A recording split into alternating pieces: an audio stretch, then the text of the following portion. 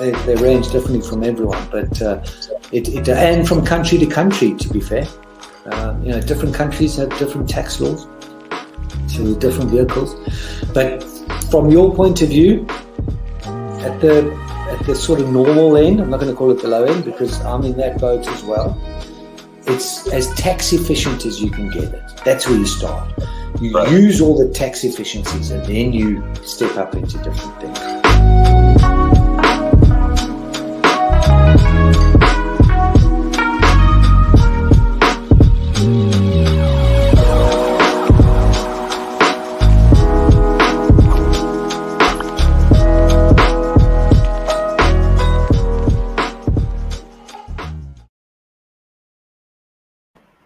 Hi guys, welcome back to the show. It is your girl Sarah right here on Relaks Radio, and I am super excited to be here, all right, because we're having a very important and interesting conversation, I might add, with regard to the very latest, with regard to everything that is happening everything that is happening around the world, right now we're going to be talking about the latest developments with regard to COVID-19, what exactly is happening, what is the update. Now we're going to be talking about all of that, so make sure to stay tuned because I am here to share all of my thoughts and opinions with you, but also because I want to hear your thoughts and opinions as well, all right? So don't forget to be shy. Don't forget to actually text me and call me on 078-524-73473. So don't be shy.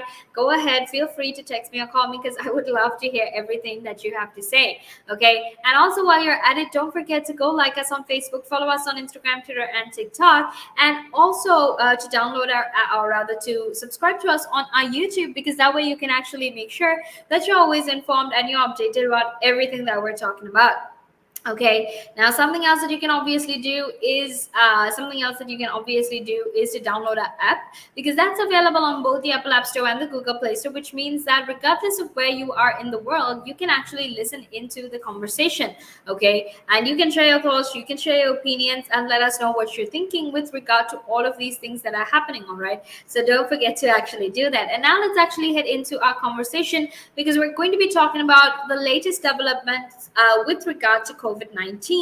Okay, now the NHS is actually planning to start vaccinating children between the ages of 12 to 15, or basically 12 and above. And this is essentially because now that schools are going to start, children are going to start going back to school and whatnot. They need to make sure that these children are as safe as possible, right? Now NHS England has been told to actually prepare to administer COVID vaccinations to all children who are aged 12 and upwards, and this is because vaccine advisors are continuing to consider whether to extend the program, right? And this planned extension to the vaccination program would actually coincide with the start of the new school year. Okay, and NHS trusts have actually been told to have plans prepared by 4 p.m. on Friday, 4 p.m. today, which is Friday, obviously, and that way they can actually make sure what they're going to do with it, and if they're going to go ahead and give the green light for them to go ahead with the COVID-19 vaccination program. Okay, now children who are aged 12 and 15, who are between the ages of 12 and 15 in the United Kingdom are currently offered coronavirus vaccines only if they live with someone who is vulnerable, or they have these specific health conditions that actually make them very vulnerable to the disease. All right, so to make sure in an attempt to actually make sure that these children are much safer, that is why they're actually going ahead and making sure that if the JCVI actually approves it, that they go ahead and vaccinate the children who are between the ages of 12 to 15 in the United Kingdom. Okay, now even though here in the United Kingdom we're still offering them, or rather we're going to offer this to them right now, in countries like the United States, in countries like Germany, in countries like Israel, this has already happened. All right, these kids have already been vaccinated, and there have been very rare cases of something called myocarditis and pericarditis, but that is very rare, right? And this is from the mRNA vaccines, such as those made by Moderna and Pfizer. So basically that is the very latest with regard to vaccination of 12 to 15-year-olds. Okay, now to very quickly talk about the vaccination, or rather very quickly talk about Pakistan and Turkey, because these two countries are in fact now going to be, they're going to be taken off the red list, right? It possibly could be removed off the red list. Okay, now basically the very latest on this actually is that Turkey actually has said that it expects that they say that they are expecting to be removed off the UK's travel red list within within days, right? So we have this whole traffic light system here in the United Kingdom with regard to traveling, and Turkey is actually expecting that they're going to be removed off this list when the government finally changes these traffic lists, or they update these traffic lists for the last time for summer. Okay, now. Changes are actually due to be signed. Changes were actually due to be signed off Thursday, and there's also pressure for restrictions to be eased on passengers who are arriving from Pakistan. All right. Now, basically, what this would mean is that Turkey and Pakistan would potentially go to, they would potentially go to the amber list, which means that you can basically come to the United Kingdom from Pakistan and Turkey, but you need to make sure that your PCR test comes back negative. All right.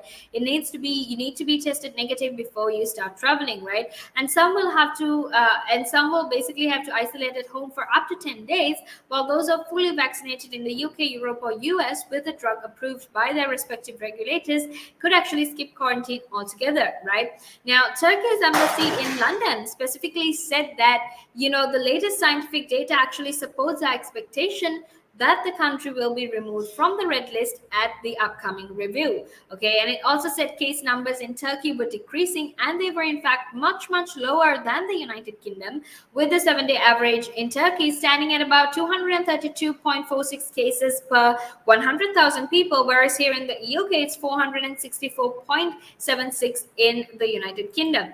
All right, now make sure to stay tuned, because we're actually going to head into a small break, and after that we will be back to discuss this further. But until then, make sure you stay tuned, because we're going to be heading into a very small break, right?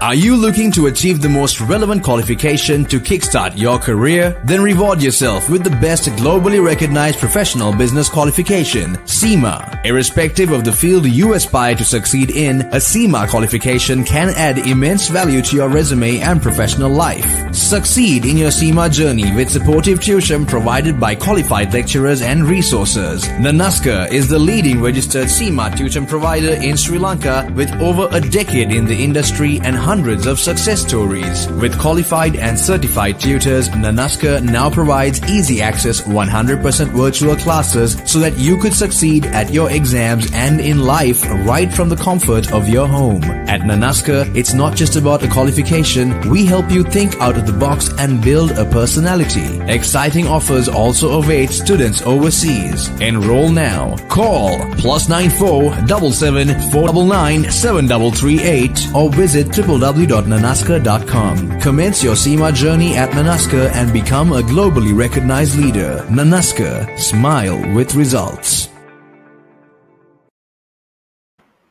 Hi guys, welcome back to the show. It is your girl Sarah right here on Relaks Radio, and I am super excited to be here because we're having this very important and interesting conversation, I might add, with regard to the very latest developments here in the United Kingdom with regard to COVID-19, right? Now we spoke about the vaccines for children who are between the ages of 12 to 15, and how Pakistan and Turkey might actually move from the red list to the amber list. Now make sure to stay tuned, because we're going to be talking about so much more as well. But before we head into that conversation, I want to very quickly remind you that you can in fact be a part of this show. All right, all you need to do is just text me or call me on 078-52473473. It's very simple. Just call me, text me, let me know what you're thinking, because I would absolutely love to hear your thoughts and opinions on this. Okay, and obviously, something else that you can actually do is to go like us on Facebook. You can like us on Facebook, follow us on Instagram, Twitter, and TikTok, and also subscribe to our YouTube channel as well, because that's going to be absolutely amazing.